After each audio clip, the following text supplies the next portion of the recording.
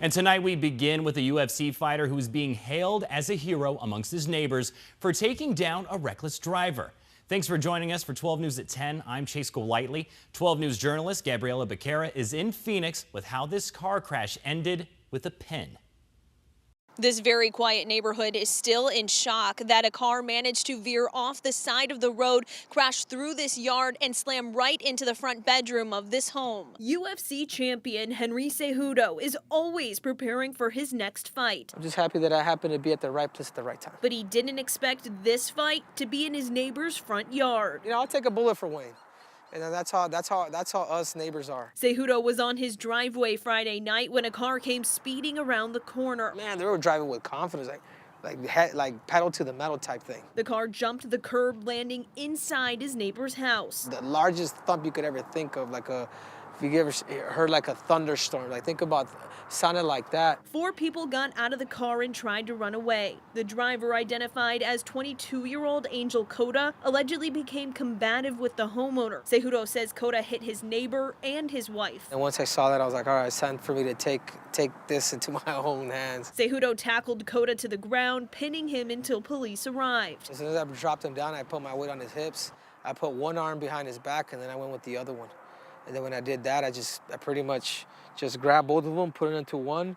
And then I will say this, I did slap him. So I'm just like, hey man, you're doing this, and you know, my kids could be outside, you kill somebody. Cejudo has been competing in mixed martial arts for most of his life. He took home Olympic gold in 2008, an achievement that's not uncommon on this block. The 2020 Olympian for the United States.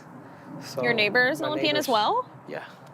Oh, so this is a street of Olympians? Yeah, pretty much. Cejudo says he's thankful no one was seriously injured. Luckily, everybody came together, and there's no way that these guys were going to overpower us. And he was able to put his MMA training to good use. I just did my job. I'm no hero. Not every hero has a cape, or not every hero has a gold medal. But you do. But I do. The driver is facing several charges, including DUI and assault. In Phoenix, Gabriela Becerra, 12 News.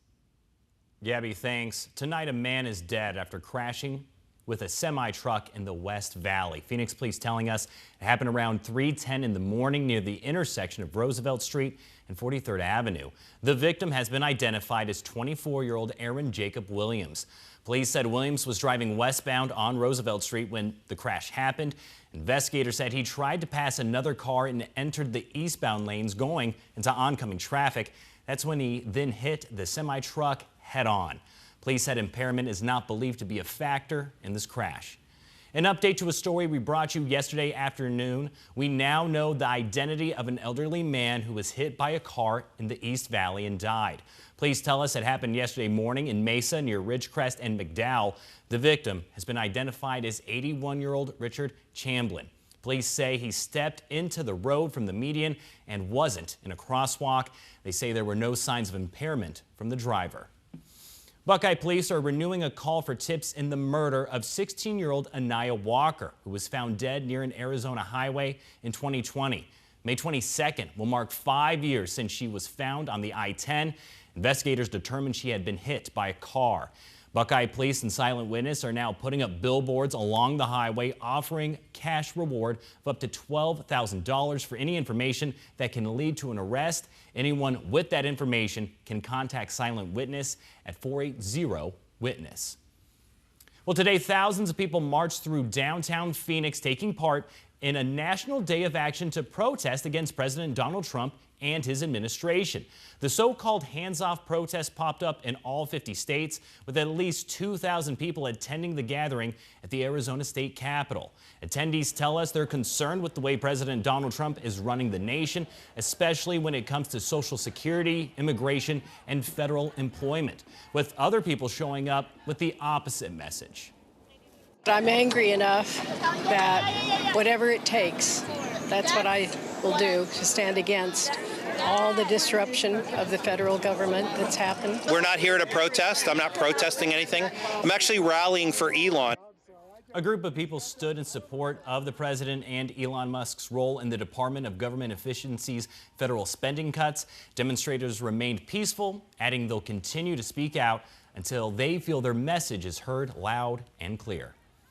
And in the East Valley, you may have noticed heavy smoke earlier today. That's because Tempe Fire told us they were battling a brush fire at a vacant lot near Baseline and Kyrene Roads around 2 o'clock.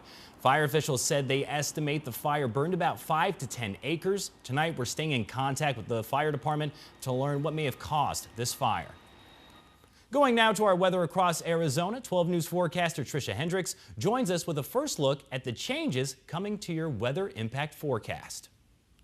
Low pressure is moving out and high pressure is going to be spreading across southwestern Arizona. No precipitation here in the valley. We do have a little bit of that remnants of some wet weather in eastern Arizona, but guys, it is going to be drying out very quickly. And this is why we have high pressure moving in starting tomorrow. That's where we're really going to see it. And then above normal temperatures early next week, nearing 100 degrees by Thursday. And that is just the beginning. Our lows tonight, 56 in Phoenix, 52 in Scottsdale, 55 in Glendale, and 53 in Goodyear. For tomorrow, if you're heading out, maybe you got a tea time, you are in luck. Our highs in Phoenix, 80 degrees. Same thing for folks in Scottsdale, Sun Lakes, Maricopa, and Chandler. A couple degrees warmer in Glendale and Goodyear. Our overnight lows for across state 48. 21 degrees in Flagstaff compared to that 56 here in Phoenix. So definitely that 25 to 30 degree difference is what we are seeing across the higher elevations.